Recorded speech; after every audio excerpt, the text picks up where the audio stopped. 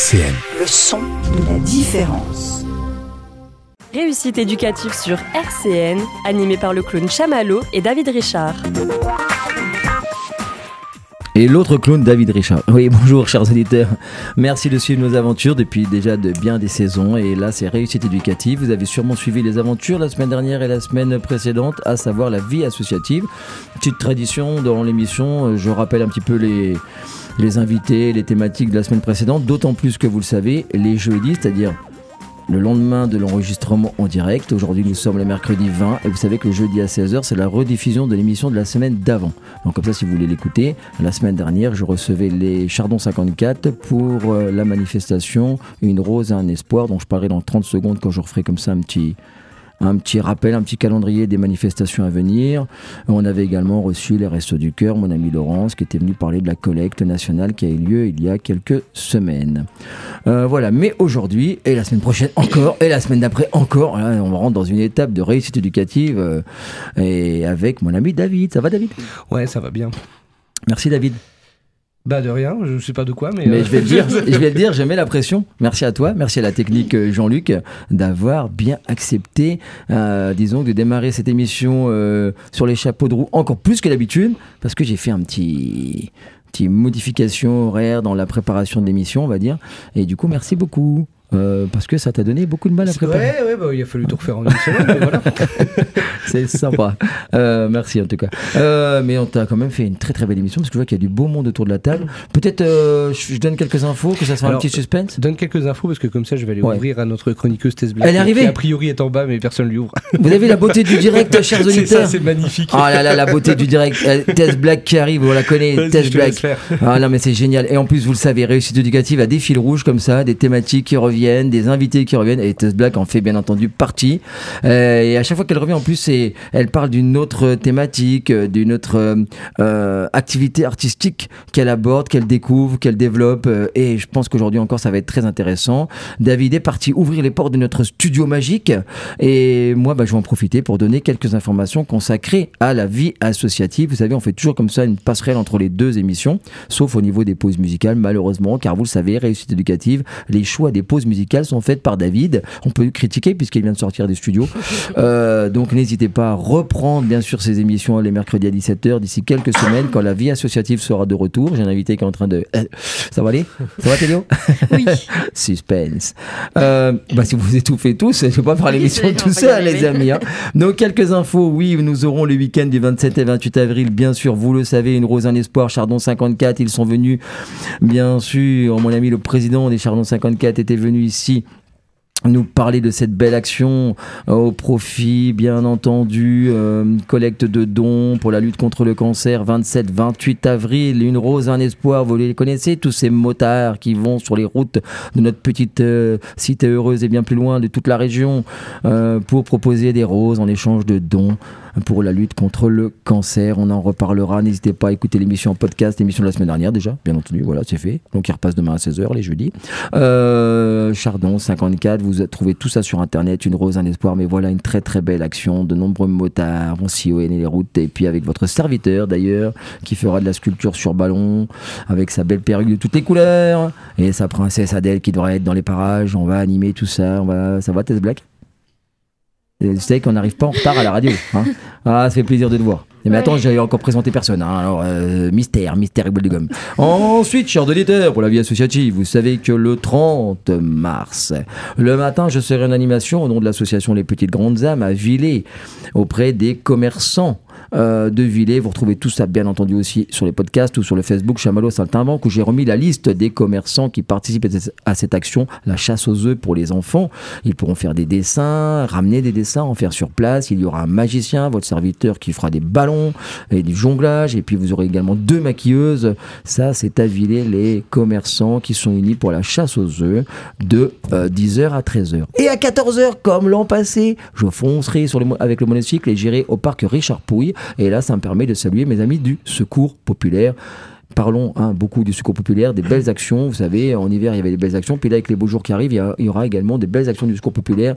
Bien sûr, les vacances pour les enfants, etc., etc.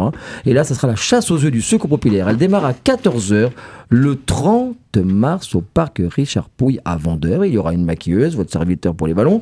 Et puis bien sûr, il y aura du chocolat. Plein d'œufs en chocolat. Et elle est super, la chasse aux œufs. Je sais théâtraliser. David, il y aura bien sûr la chasse aux œufs du Secours populaire, je le dis. Elle est magnifique, car les bénévoles du Secours populaire sont super sympas. Ils font tomber comme ça des petits œufs en pluie, comme ça, pour derrière les enfants en cachette, pour qu'il n'y ait jamais d'enfants déçus. Il y a des œufs partout. Enfin, c'est vraiment magnifique. Venez nombreux. En plus, ça soutient une très belle cause, le Secours populaire. On les salue. On les recevra, bien sûr, bientôt dans Vie associative. Et dernier point. Alors déjà, vous retrouverez l'association Les Petites Grandes Âmes, je le redirai, à la fête des associations de vendeurs. C'est le premier dimanche du mois de juillet, mais on aura le temps d'en reparler. Et puis le 17 juin, MJC Beauregard à 18h, spectacle de fin d'année des élèves de l'association Les Petites Grandes Âmes, dont le siège social est la MJC Beauregard.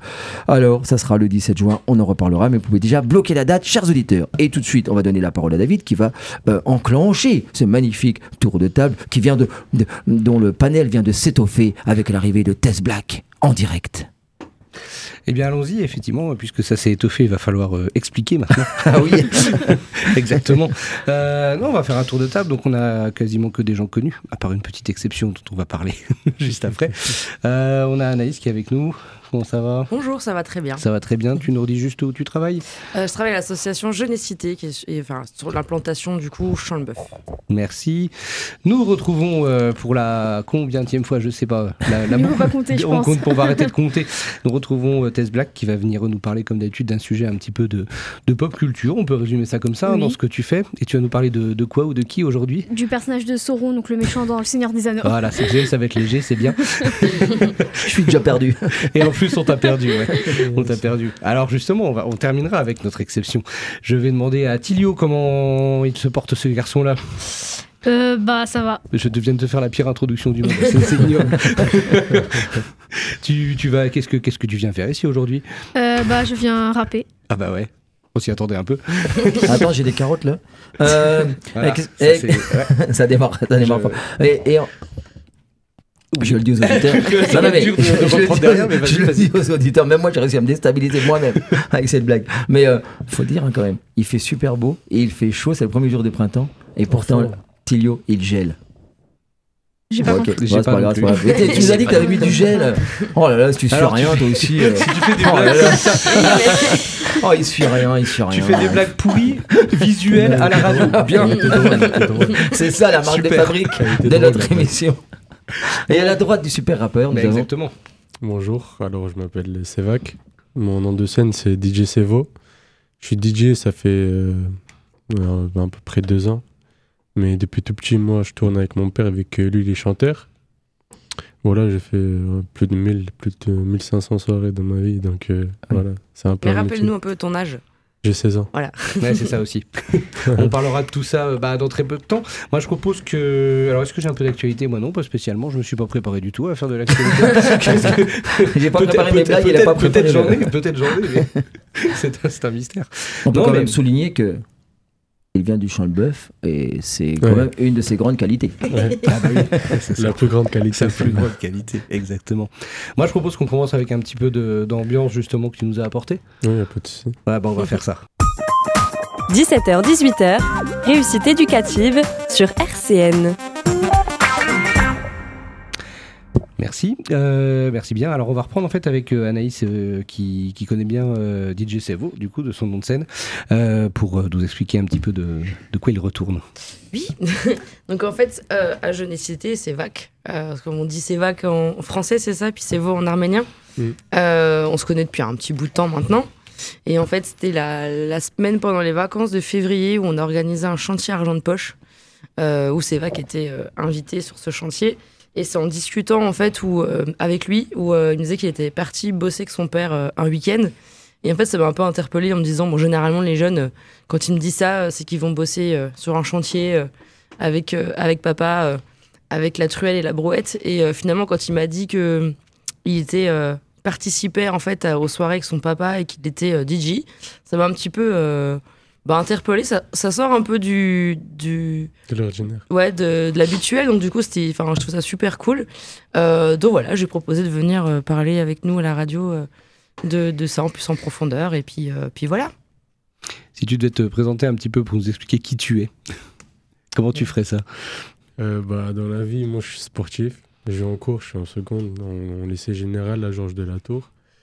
Je suis né en Arménie. Je suis venu ici à l'âge de 6 ans, en 2013. Et voilà, je fais du sport un peu toute la journée. De toute façon, j'avais que ça à faire. Je m'entraîne un peu au DJ. Et les week-ends, soirée, toujours. Les week-ends, soirée, toujours. Tu disais plus de 1500? Oui, mais un peu plus peut-être. Mais c'est énorme. Ouais, parce que en fait là-bas il était assez connu. En Arménie, mon père était assez connu. Du coup, on était en soirée toute la semaine. On peut citer son nom, ton père? Oui, bien sûr, c'est Aiko Ararati, c'est A-R-A-R-A-T-C-I. Et Aiko, c'est H-A-Y-K-O, c'est son prénom. Et Ararati, c'est notre ville. D'accord. Ok. Là où je viens. Et si on part là-dessus, du coup, tu dis que ton père, lui, il est chanteur. Oui, il est chanteur. Et quel genre de choses il chante? Il chante plus des musiques traditionnelles. D'accord. Ouais, arméniennes. Ok. Et comment ça s'est transmis, cette histoire-là, alors? Comment ça a commencé pour toi? Vu qu'il est malade, de base, je partais pour l'aider. Vu que je fais du sport, je porte les enceintes. C'est pratique, ça. Manutentionnaire au départ. Et après, il m'a dit, vas-y, teste. Si ça te plaît, tu continues. Et si ça te plaît pas, tu continueras pas. Tu feras un autre métier dans ta vie. Mais ça m'a plu. En plus, vu que ça fait de l'argent assez jeune, j'ai continué. Ouais, c'est chouette. Ah, tu t'orientes vraiment vers là après, comme au niveau professionnel? Je sais pas. Ouais. Ouais, pour l'instant. Ouais. Pour l'instant, ouais. Après, s'il y a quelque chose de... S'il y a mieux, j'arrêterai. Mais sinon, c'est bon, je vais garder ça, c'est bien. Je peux poser la question piège qu'on attend tous depuis tout à l'heure? Comment tu fais? Comment ça se passe concrètement pendant la soirée? Parce que moi, j'y connais strictement rien. J'ai fait des gestes quand je suis arrivé dans les studios tout à l'heure pour essayer de... Le geste que tu fais, en fait, c'est pour soit avancer dans la musique, soit reculer. Le geste, il est connu en soi, avec tu fais ça. Mais ça veut rien dire. D'accord. En fait, tu m'avais compris tout de suite. Quand j'ai dit c'est toi le... tu m'as dit oui, c'est moi. Ouais. D'accord. Bon, on généralise. Tous les DJ, ils font ça, mais voilà, ça sert un peu à rien. C'est beau. Quand on te filme et tu fais ça, c'est beau, mais voilà. D'accord, ok. Et c'est toujours des 45 tours qu'on pose et puis qu'on bouge, non? C'est pas ça? Ouais, ça dépend des palettes que tu as. Des fois, tu peux mettre des musiques que tu vas mixer avec le rythme, tout ça. Des fois, tu peux mettre 4 aussi, ça dépend de la palette que tu as. Et ça dépend des musiques que tu fais aussi, si c'est du rap, du hip-hop, tout ça là. Ouais, parce que si je comprends bien, du coup, toi, tu vas avoir une part de composition, on va dire, dans ton boulot. Mixage. De mixage, ouais. Mais je le dis comme ça exprès, tu vois, pour dire que entre guillemets, tu passes pas juste de la musique. Non. On est d'accord. Non, mais je le dis parce que ça peut être compris comme ça, donc c'est bien que tu le précises, quoi. Oui, je pourrais choisir le chemin de la facilité et juste mettre les musiques, mais non, faut mixer. Pour se différencier des autres, faut bien mixer. Et après, le reste, ça viendra. Hein. Quand les gens ils vont remarquer que tu mixes bien, tu vas devenir connu. Et si t'es connu, c'est bien. Moi, j'aime bien être connu. Donc en fait, DJ, c'est un double boulot et du coup une double singularité qui va permettre de distinguer différents DJ. C'est à la fois la palette des musiques qui vont être ton choix, ta marque de fabrique, la couleur musicale. Hein, par exemple, David et moi, on n'a pas du tout la même couleur musicale. Mais il va y avoir ça. Et même avec cette liste-là, avec la même liste, un autre DJ n'aurait pas la même couleur, dans le sens où après, il va y avoir une création dans le mixage après, de cette palette. Chaque DJ a sa façon de, par exemple, changer les musiques, mettre les effets, par exemple, des soufflements, tout ça, là, mettre durant la musique. Ça dépend, en fait, ça dépend de tous les DJ. Les gens, ils vont appeler par rapport à ce qu'ils aiment. Moi, ils m'appellent, ça me dérange pas. Après, voilà, il y a mieux, mais il y a pire aussi. D'accord. Non, mais c'est intéressant, ça veut dire que finalement c'est un peu comme la voix d'un chanteur, on finit par identifier tel DJ, on aura à peu près cette couleur-là, d'accord. Avec bien sûr la capacité, je pense, de transformer, de renouveler. Ouais, en fait, il y a des préférences, il y a des DJ, ils sont connus pour leur musique qu'ils mettent durant les soirées, par exemple des musiques 80-90 années. Et moi, je mets principalement du rap ou des musiques arméniennes. Voilà, c'est comme les chanteurs, lui il chante ça, lui il chante un autre truc, c'est comme rappeur en fait, comme les rappeurs, les chanteurs, ça se différencie mais c'est à peu près le même métier. Et ton père il chante et tu mixes en même temps ou comment ça se passe? Vous êtes sur deux activités? Ouais, je peux le faire. D'accord. Je peux le faire, s'il veut. Mais, des fois, il chante, mais je le dérange. Après, il me crie dessus devant tout le monde. Depuis... C'est déjà arrivé, ça. Ouais, oui. Une fois, c'est un nerveux. Quand je le dérange, il prend le micro et il me crie dessus. Même s'il y a 200 personnes, lui, ça le dérange pas. C'est-à-dire, j'essaye de pas le déranger. Ça doit être un vrai sketch, du coup. C'est marrant parce que ça veut dire que, du coup, lui, il va être sur du chant traditionnel et toi, tu vas mixer derrière en rajoutant une touche plus moderne, quoi. Maintenant, chez nous, il y a beaucoup de jeunes. Et si on restait que sur la musique traditionnelle, les gens, ils allaient s'ennuyer. Du coup, c'est mieux de renouveler. Ça nous apporte plus d'argent. Aussi. Quand vous faites ce boulot-là, en fait, ensemble, vous bougez, j'imagine ? Ouais, beaucoup. Vous allez jusqu'où ? Jusqu'où on peut aller partout dans le monde, mais principalement, on va en Allemagne, en Belgique, Pays-Bas, Espagne, tous ces pays-là. Mais on reste en Europe. D'accord. On bouge pas. Bah, c'est déjà bien. C'est déjà bien. Tu pourrais rester que en France déjà. Ouais, c'est déjà bien. C'est ça. C'est marrant parce qu'on est, je me dis, autour de la table là, entre toi, Tilio, Tesblack, vous êtes dans des choses qui se ressemblent un petit peu. Alors Tilio principalement, évidemment, sur la musique. Tesblack aussi sur le côté, l'envie d'être célèbre. Oui, toujours. Oui. Ouais, non mais voilà, t'en avais quand même parlé, t'as dit ouais, j'aimerais bien être reconnu dans ce que je fais. Et voilà, et puis le côté... toi, c'est aussi le côté musique, t'en parles beaucoup. Alors, c'est pas forcément la même chose, mais t'en parles quand même souvent. C'est vrai que je parle souvent de musique, oui. Et donc, ouais, non, je trouve que c'est intéressant d'avoir ce petit plateau-là.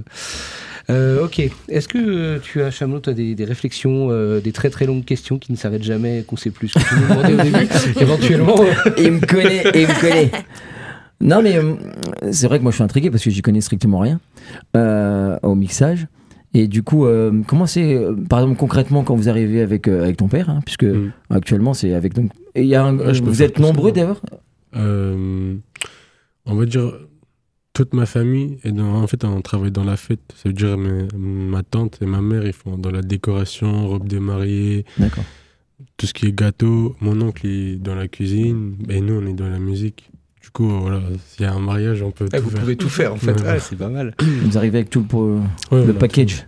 D'accord, mais alors du coup, comment ça se passe concrètement? C'est ce qu'on appelle une table de mixage, je sais pas du tout ce que c'est, mais j'aime bien l'expression. C'est ça, avec plein de boutons, plein de machins, c'est ça? Et des sons différents qui vont venir compléter. T'as que le USB, t'as les musiques dedans, tu choisis, après tu mets des deux côtés. En fait, c'est divisé, c'est les mêmes boutons, mais deux fois. Après, voilà, tu fais ton mixage. Mais du coup, tu dois être connecté en permanence avec les musiques qui sortent pour être au bout du jour, tenir au courant. Après, moi, j'aime bien la musique. Ça veut dire que je suis toujours connecté. Après, avec les applications de TikTok, Instagram, tu es toujours à l'affût des nouvelles musiques qui sortent ou qui sont en tendance. Du coup, il n'y a pas trop de problème avec ça. Non, mais parce que les endroits où tu vas, c'est déjà arrivé qu'on te dise, parce que moi je sais que comme clown, ça m'est arrivé quelques fois, on me dit, est-ce que tu pourras plutôt faire un peu ça, parce que c'est des personnes, machin. Ça dépend et toi, ça arrive? Ça dépend des origines. Ça dépend des origines. Par exemple, si je fais un anniversaire français, je vais dire, je vais mettre toutes les musiques françaises. Si je fais arménien, je vais mettre les musiques. Ouais, tu vas t'adapter. Je propose qu'on écoute un petit morceau encore que tu nous as ramené là. Bah ouais. Hein. Réussite éducative sur RCN. Eh oui, c'était magnifique, merci, cher rappeur. De rien. DJ, t'as vu? Non mais c'est parce que je le dis aux auditeurs, pendant la pause musicale, on fait la distribution des rôles comme on dit au théâtre. Donc c'est sûr, le lapsus vient de là, c'est qu'on est en train de se dire, est-ce que ça va être le rap juste après ou pas? Voilà, c'est toute une construction, une émission de radio aussi. Mais c'était super bien ce que t'as passé là. Moi je découvre, j'avoue. Parce que... Moi aussi je découvre. Aussi, Ah oui, c'est vrai. C'est la première fois que... D'accord. Non, mais super. Et du coup, David, l'enchaînement? Ben non, je veux pas enchaîner parce que... Non, mais je veux dire, finalement, on passe la main à... Mais non, on va conclure, on va quand même conclure sur cette histoire. Oui. On va conclure un petit peu. Quitte à y revenir plus tard. On est en train de faire du remplissage, j'ai l'impression. Moi, je me demandais, du coup, toi, tu travailles en famille, comme t'expliquais. Je peux travailler en famille ou indépendant. Mais c'est ça ce que j'ai dit. Est-ce que toi, tu bosses aussi avec d'autres DJ? Est-ce que tu as des liens avec d'autres DJ? Vous bossez ensemble ou D'autres DJ, oui, mais faire une soirée avec deux DJ, c'est impossible. C'est possible, mais ça sert un peu à rien. Et toi, t'as toujours été sur de l'événementiel, alors sur des fêtes, des choses comme ça, ou t'as pu des fois être sur scène, sur des vrais événements musicaux, vraiment dédiés à la musique, quoi? Des concerts. Ouais. Ouais, j'ai déjà fait des concerts, mais c'est plus des événements. Et qu'est-ce que tu préfères, toi? Les mariages, il y a beaucoup de jeunes. Non, mais c'est une sacrée organisation, parce que si tu dis que toute la famille travaille là-dessus, ouais, sur l'événement, quand vous vous déplacez comme ça, vous vous déplacez longtemps finalement. Ouais, ça peut aller jusqu'à 2 jours de déplacement. Ouais, c'est ça. Et c'est galère. Et c'est galère. Mais par contre, c'est intéressant parce que ça veut dire que toi, tu arrives à 16 ans avec une expérience professionnelle. Tu vois, t'as une certaine habitude du travail de voir comment. Je remercierai mon père toute ma vie pour ça. Non, mais. Franchement, ouais. Je sais plus si on a posé la question, à quel âge t'as commencé en fait? J'ai commencé quand j'avais 14, mais je me suis mis à fond, on va dire, l'année dernière. En août, comme ça. Ouais, donc ça fait 2 ans, grosso modo, ouais, que t'es là-dessus. Et donc tu remercieras toujours ton père pour toujours, ça. Toujours. Ouais. Malgré les petites... malgré les petites remontrances. Ouais, c'est ça. C'est ça. Bon. Pour clore, je pense qu'il y a quand même... Il y a une question moi, qui me taraude depuis tout à l'heure, c'est que les émissions, c'est aussi pour faire un portrait d'un investissement artistique. Et on verra tout à l'heure aussi avec... la Miss qui revient à la radio fréquemment.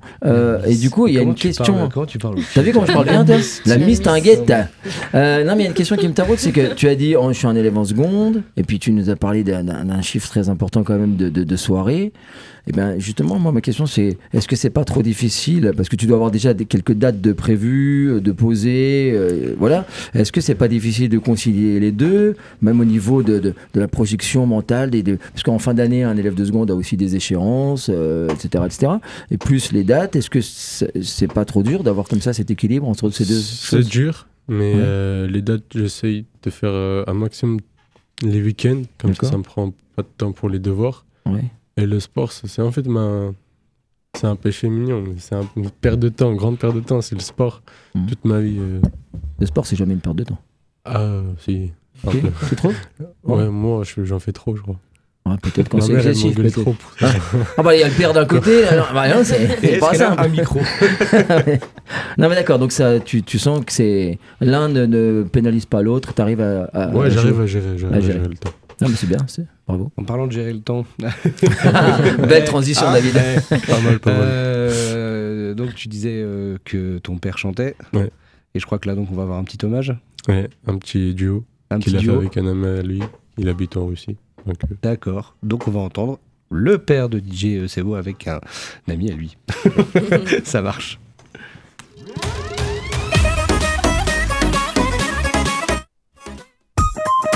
Jusqu'à 18h, réussite éducative sur RCN, animée par Chamallow et David Richard.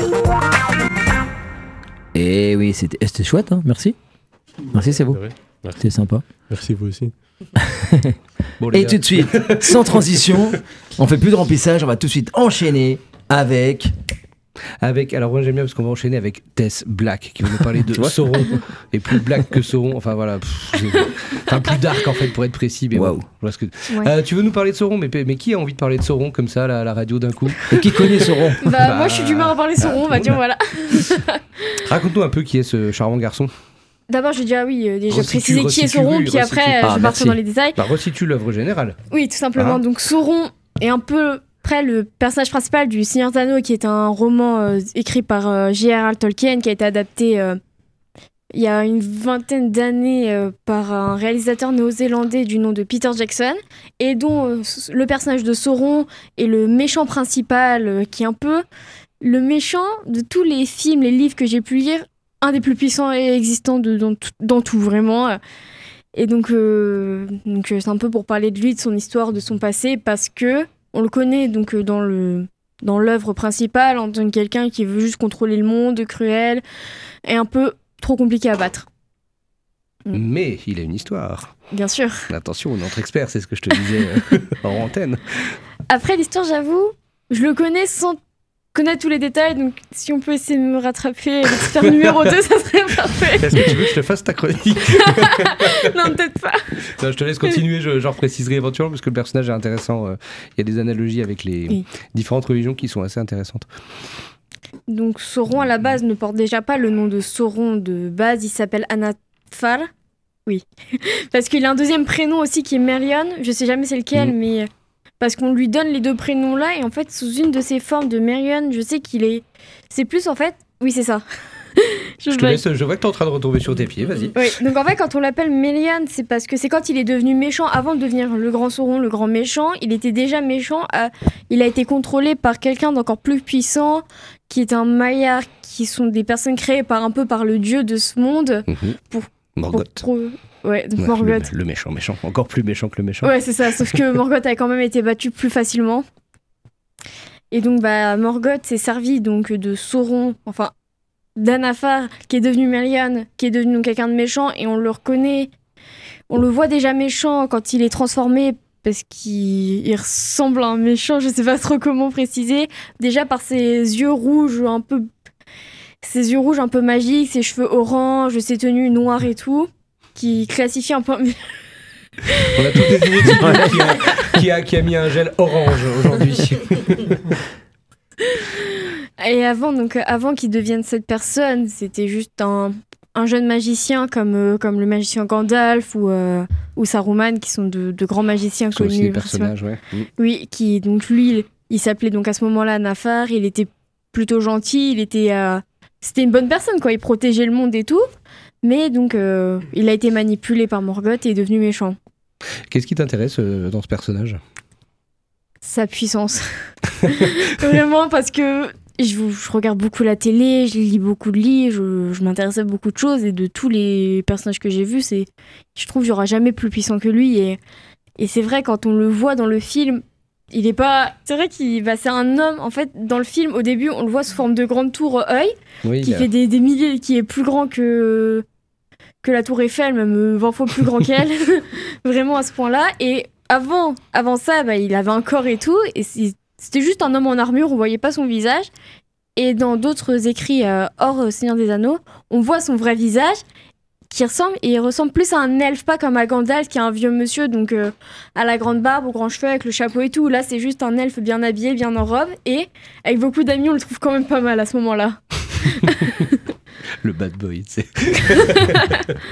Après, j'aime bien le personnage, est intéressant parce que dans la conception de la religion, dans l'œuvre en fait, de la religion fictive finalement, on est vraiment sur l'image un peu de l'ange déchu. Toujours, on retrouve vraiment ça. C'est vraiment cette idée-là. Et ça copie un peu ce qu'on trouve effectivement dans les grandes religions monothéistes, que ce soit les chrétiens, l'islam, enfin voilà, on retrouve finalement ça. Et je trouve que c'est intéressant comme ça a été adapté en œuvre de fiction et comme ça s'en inspire tout en créant quelque chose de nouveau. Voilà, c'est ce que je voulais dire sur Sauron. C'est super. Donc Sauron, il est illustré dans Le Seigneur des Anneaux, dans le bouquin, il est illustré dans le film, pour des gens qui n'auraient pas lu ou qui n'auraient pas vu le film. Justement, toi, tu parles de son apparence, mais dans cette œuvre, qui est l'œuvre principale et la plus connue, c'est quoi son apparence ? On n'a pas vraiment d'idée sur son apparence. En fait, c'est juste quelqu'un caché sous une armure très grande, très imposante, qui est donc très noir. Vraiment, il est armé de plein de choses. Il balaye des gens comme ça en les tuant, on le voit, et sur son armure, c'est vrai qu'il y a beaucoup de pics, de choses dangereuses, quoi. On peut se dire, juste avec, je sais pas, la partie de son bras, il peut déjà tuer quelqu'un juste grâce à l'armure ou grâce à la force de son corps. Donc, c'est vrai que c'est pas quelqu'un, tu te dis, tiens, je vais aller lui parler, je vais faire un ami avec cette personne dès que tu le vois. Après, ce qui est intéressant, c'est même que toute la suite de l'œuvre, il a plus vraiment de forme, en fait. C'est une puissance, en fait. C'est juste une puissance, mais il n'a pas réellement de forme. C'est son esprit, en fait, qui contrôle tout grâce donc, à l'anneau, justement, qui donne le nom à ce film, qui est un anneau qu'il a créé pour contrôler le monde grâce à ça. Et quand il a été tué, l'anneau n'a pas été détruit. Quand il a été battu, parce qu'il n'est pas tué, c'est bien ça le problème. Oui, c'est ça. En fait, son apparence physique a été tuée, mais son esprit ne l'a pas été. Ça a été très compliqué à comprendre, même pour les personnages du film. Quand on le voit, ils le disent, même eux, ils n'ont pas compris comment c'est possible, mais ça a été possible. Et donc, grâce à cet anneau et son esprit, il peut donc continuer à faire venir les ténèbres partout dans le monde. Et le seul moyen de le détruire, là, totalement, qui n'existe plus, c'est de détruire l'anneau, sauf qu'il ne se détruit pas de façon simple. Il faut aller le détruire dans le monde du destin, le volcan qui se trouve dans son monde, et le jeter dedans. Ouais, voilà. Donc c'est ce qui fait des quêtes très compliquées pour les personnages. Bon, je le redis, moi je suis très très fan, gros fan de Tolkien en général. J'aime quand même bien. C'est la deuxième fois que tu nous parles du monde de Tolkien. Oui. Est-ce que tu nous en reparleras? Est-ce que tu es toujours dedans? Enfin voilà, à quel point tu es toujours investi dans cette découverte? Le monde de Tolkien, tout ce qui est c'est ça, le Seigneur des Anneaux, ça fait depuis le mois de juillet que je connais ça grâce à une vidéo YouTube. Et je remercie énormément ce youtubeur m'a fait découvrir ça, qui porte donc le nom de Amixem, qui est un grand youtubeur assez français, peut-être qu'il y en a qui connaissent le nom. Donc il a sorti une vidéo voilà, en présentant le film, et depuis ce jour, je regarde. Et c'est vrai que là, on est actuellement en mars, et je ne peux plus m'en séparer. Tous les jours, soit je regarde les films, soit je regarde des sources sur Internet, des images, des machins. Je parle quasiment tout le temps de ça, et des fois, ça saoule même mes amis. Quel personnage tu préfères? Enfin, quel personnage tu trouves le plus intéressant dans la communauté de l'anneau? Enfin, pas forcément dans la communauté de l'anneau, mais dans le Seigneur des Anneaux. Ah, ça, c'est une question piège pour moi. Parce que tu peux pas choisir. Ouais, c'est ça. Enfin, si tu m'aurais dit... Peut-être lequel tu trouves le plus intéressant, en fait. Non, en fait, ça va. Si tu me dis juste Seigneur des Anneaux, ça va, j'arrive à répondre. Mais si tu m'aurais dit dans toute la Terre du Milieu, donc juste, le monde où vit, là, j'aurais été impossible. Donc Seigneur des Anneaux, je dirais le personnage de Legolas, qui est un elfe, le seul qu'on voit dans le... Le Chamallow est perdu. Ah, je suis perdu. Il a fait 10 minutes. Donc c'est Legolas, c'est un elfe, un prince elfe, fils de Thranduil, qui est un haut seigneur elfe super puissant. Et dans le Seigneur des Anneaux, donc c'est un membre de la communauté. Et c'est le seul elfe, donc dès le début, on le voit, il fait... Tout le long du film, il fait que preuve de puissance, il abat les monstres comme ça, il a jamais été blessé. On le voit même faire des concours alcool, il est même pas ivre, vraiment, c'est un personnage incroyable. Et l'acteur, donc Orlando Bloom, est un acteur qui m'a forgé depuis ma naissance. Je t'avais déjà dit que j'aimais pas Orlando Bloom et Legolas. Oui, je sais, tu m'as dégoûté. Ni le personnage, ni l'acteur. C'est comme avec Christophe May, quand vous m'avez bien pris la tête la dernière fois. Là, voilà, profiter que j'étais pas là, c'est quand même pas bien de faire ça. C'était sans ma caution. Hein. Mais non, après, c'est une œuvre que je trouve intéressante. Legolas, moi j'ai du mal parce que je trouve que c'est un personnage justement qui se la joue un petit peu et qui est assez binaire, tu vois. Je veux dire, je trouve qu'il a pas trop de réflexion finalement, mais par contre, il est effectivement très, très puissant. Donc c'est pour ça que j'ai un peu de mal. Puis après, j'ai toujours eu du mal avec l'acteur Orlando Bloom qui l'interprète au cinéma, mais ça, c'est autre chose encore. Excuse-moi, les elfes, ils sont immortels, non, c'est ça? Oui, c'est ça. Ils sont immortels et en fait, ils vieillissent jusqu'à n'importe quel âge. Ils connaissent pas le mot la vieillesse, mais ils connaissent bien sûr la mort. On peut les abattre de façon simple quand même. Mais en fait, dans cette œuvre, les elfes ils ont une particularité, c'est que on le voit, enfin c'est illustré, je rentre pas dans le détail, mais ils peuvent aussi faire le choix de devenir mortels. Ils vont vivre beaucoup plus longtemps qu'un humain, quoi. Mais ils peuvent aussi faire le choix de rester avec des humains. Il y a toute une romance dans cette histoire entre un des personnages et une elfe. Et justement, son peuple, lui, quitte la Terre du Milieu, le lieu où se passe l'action, pour rejoindre une espèce de territoire un peu mystique. Le monde de Valinor, voilà. les terres immortelles. Où ils vont vivre éternellement. Et elle fait le choix de rester et elle deviendra mortelle pour ça. Par contre, mortelle dans quelques siècles. Ça lui laisse de la marge. Ah, elle va vivre avec un des nains. Non, avec un des humains, mais encore un humain un peu spécial. Oui, les Dunédiens, mais on va pas rentrer. Ouais, là, c'est un peu compliqué à expliquer. On va pas s'en sortir. Sinon, on fait une émission que là-dessus. Et voilà. Donc, Seigneur des Anneaux, tu nous en reparleras. Oui, et donc j'aurais une question, toi, ton membre préféré de la communauté? Ah bah oui, il faut jouer à ça. Alors moi, dans la communauté de l'anneau, c'est le groupe de personnages qui représentent les différentes races de la Terre du Milieu, les nains, les hommes, les elfes. Et les hobbits, on les laisse toujours côté. Les pauvres. Qui vont tenter cette quête pour essayer de détruire l'anneau unique qui confère son pouvoir à Sauron, le grand méchant. Et alors, au sein de cette compagnie. Moi j'aime bien surtout Pipin et Merry, c'est les deux hobbits un peu stupides qui font n'importe quoi. Je me reconnais bien en eux. je me sens à l'aise avec des personnages comme ça.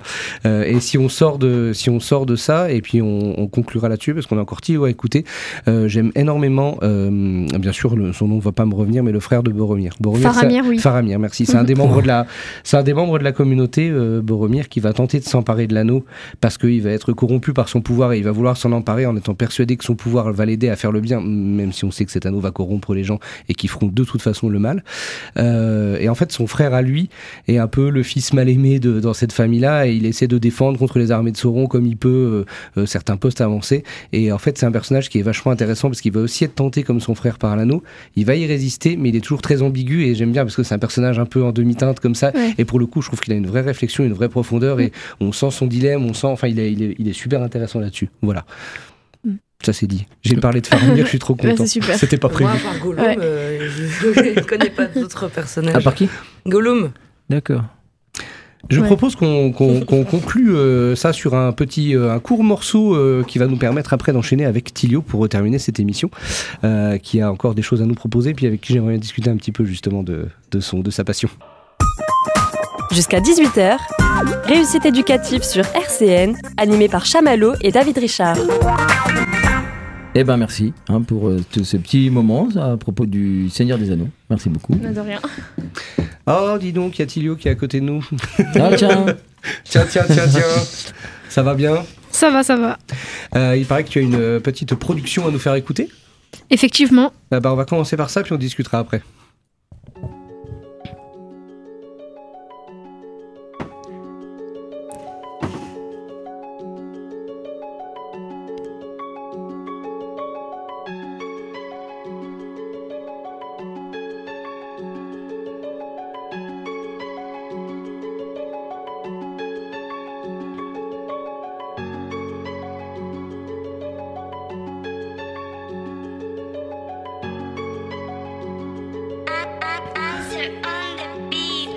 Bienvenue, j'ai la banane, on vient ici pour tout casser. Les gens ils veulent m'effacer, mais on leur colle la fessée. Personne ne peut m'arrêter, comme si j'étais Mario. Je vais pas la marier, elle ressemble à un taureau. Tu fais la cahier mais tu ressembles à rien. Et quand je te débite, tu pars tous tes moyens. Mon inspiration fait très vite des va-et-vient. J'ai tellement vite que je tue avant la fin. Yo, tu veux l'autre mettre un incapable qu'on a vu Amrei. Au moins ils sont capables, je suis une machine de guerre. Personne vient à ma table, les gens et cassent la tête, fait que le mot agréable.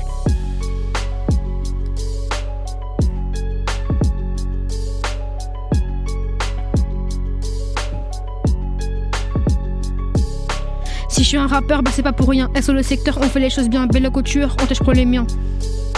Si je suis un rappeur, c'est pas pour rien. Sur le secteur, on fait les choses bien. Belle couture, on tâche pour les miens. Chilio.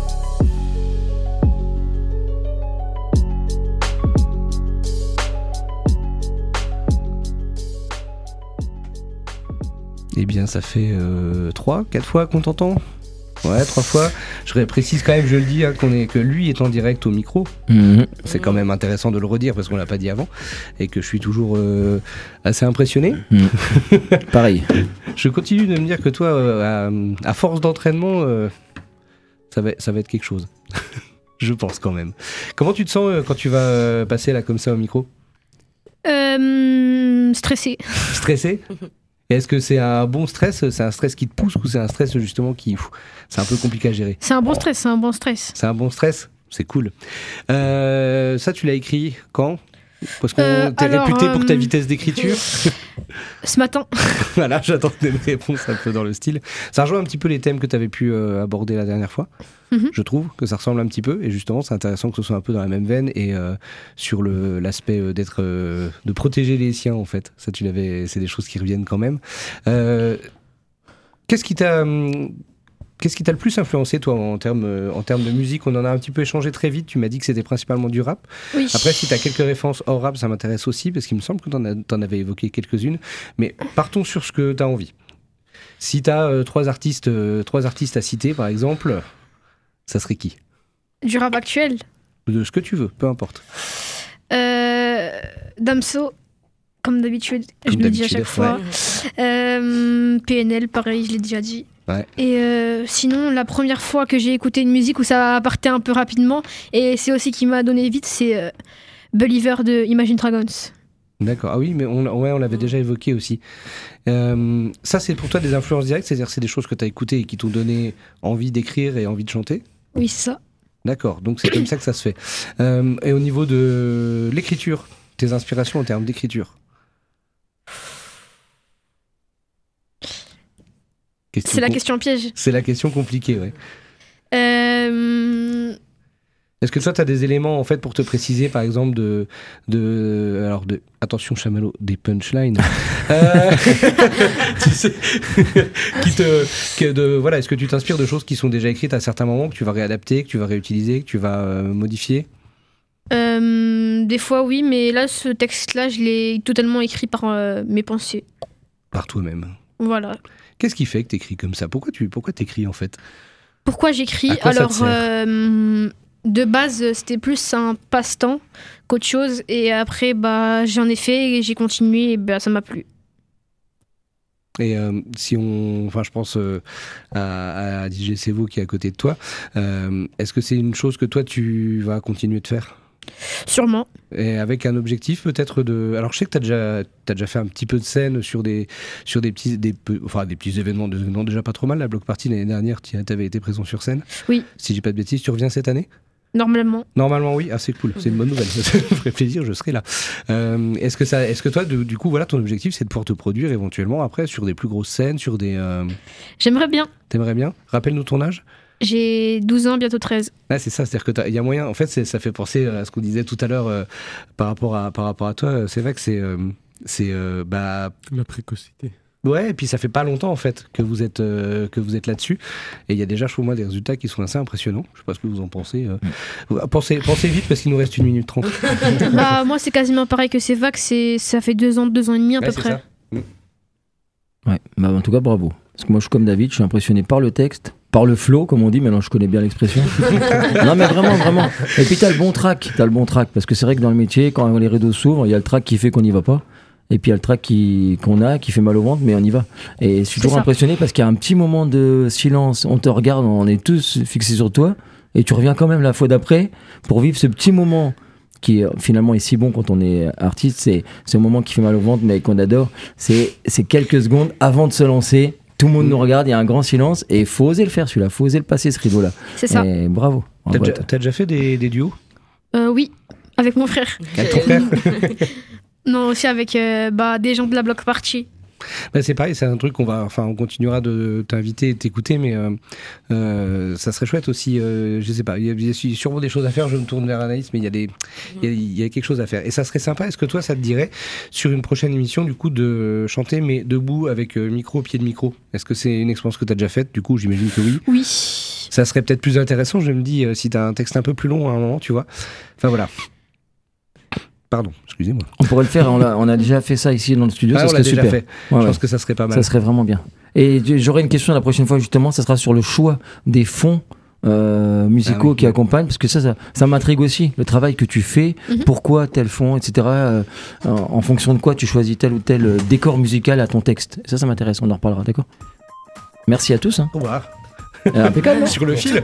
C'est impeccable. Et merci à Jean-Luc à la technique. On se retrouve la semaine prochaine. Ouais, merci à Jean-Luc, merci à tout le monde, c'était cool que vous soyez là. Et à la semaine prochaine. La semaine prochaine, réussite éducative. À la semaine prochaine. Ciao, ciao. RCN, www.rcn-radio.org